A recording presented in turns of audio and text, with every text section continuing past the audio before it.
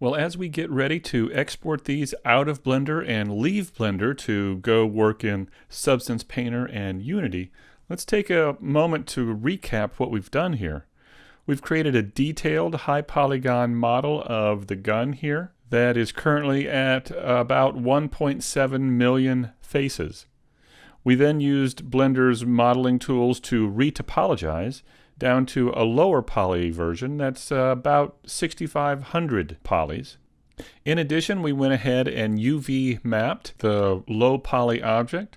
We then baked out normal and ambient occlusion maps using the high poly information from our first model here on layer 1. So now that we've done all of that, let's export these out of Blender using the FBX format. So I'll go ahead and begin with the low polygon here. I'll select it. Now for this we have a name for the object, a descriptive name. We also have over here in the materials panel, we have a material on the object as well. This will be seen in Substance Painter as well as in Unity. Now for the high polygon, we don't have a material, and that's fine. We don't really need one. Substance Painter isn't going to use it, even if we had it. So that won't be a problem. And of course we have our UV map. Let me go over here to the UV editing screen layout. I'll go back to solid mode here, and then I'll tab into edit mode and select everything, and of course we can see our UV map here. Alright, so we've got our model named, a material on it, a UV map.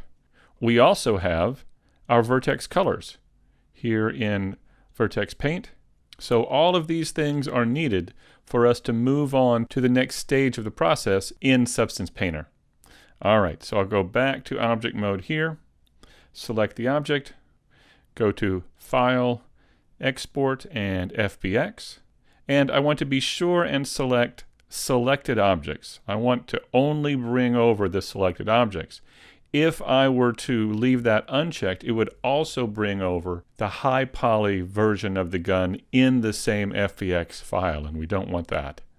So I'm going to go ahead and create an exports folder, just call it exports. And in here, I will call this M249 machine gun underscore low. And there is our FBX file. So I'll click export, and there it goes. Now let's deselect that, come over here, select our high poly version, and go through the same process. So export FBX. This time we'll call it high, and export that as well. All right, I believe we are ready to go into Substance Painter. Here in Substance Painter, we need to bring in, first of all, our low poly version. So I'll go to File and New and click Select. And I'll choose this low poly version here of our FBX files. And I'll click Open. Now here is where we could bring in normal maps, ambient occlusion maps that we've baked from other programs like Blender. However, the normal map baking process in Blender doesn't give you the option to use anti-aliasing, which allows you to reduce the aliasing or clean up some of the edges so they aren't so jagged and pixelated. We're not going to do that here. We're going to create our own normal and ambient occlusion maps here in Substance Painter. So I'll go ahead and click OK. And there is our low poly version. Now, the navigation here in Substance Painter is a little bit different than in Blender. Here you push the Alt button and click and drag to tumble, the Alt middle mouse to pan, and Alt right mouse button to zoom in. So now what we need to do is bake our various maps from the high poly version. So first of all, I'll create the color ID map from the vertex painting that we did in Blender. So I'll come over here to Bake Textures, and first of all I'll change the output size to 2048.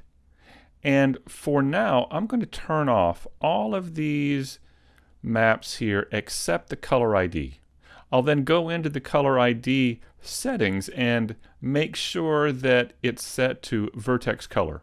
Yours may be set to material color, but we want to use vertex color from the vertex painting that we did. So I can click on Common again to go back to this main screen. And now with just the ID selected, I'll click Bake. And there we go. Right down here you can see we've created that color ID from the vertex paint colors that we applied in Blender. Now we need to go and do all the other maps as well. The reason why I did this first is if we bring in a high poly mesh, it's going to look for the vertex ID or the vertex colors on that high poly version. I put them on the low poly version. So let's go over to Bake Textures, and this time I'll turn this ID off, turn all the others back on, and I'll bring in my high poly version here by clicking this little guy right here, and I'll bring in that high FBX. If you recall in Blender, when we baked the normal map, we set the ray distance to 0.1. Here, these are set at 0.01. I'm going to go ahead and leave those here for now and see how it works.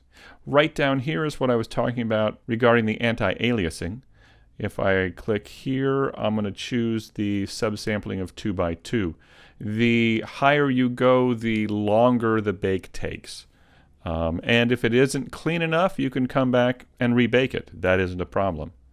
And here is why I added the underscore high and underscore low to the high poly and low poly versions. You can put anything you want in here, but I just thought I'd go ahead and conform to what Substance Painter was already going to be doing. All right, so now that I've set all of those up, I can go ahead and click Bake. All right, so now Substance Painter has created all of our maps that we need to begin our texturing. It's created a normal map, a world space, a color ID, ambient occlusion, curvature, position, and thickness. And all of these are going to be used by Substance Painter as we apply the materials here to our model. So you can see the high-res version here. It looks pretty good. It's hard to believe that this is our 6500 poly model. We've been able to capture a lot of the detail here through baking textures. So in the next video, what let's do is begin applying our materials and textures to the gun.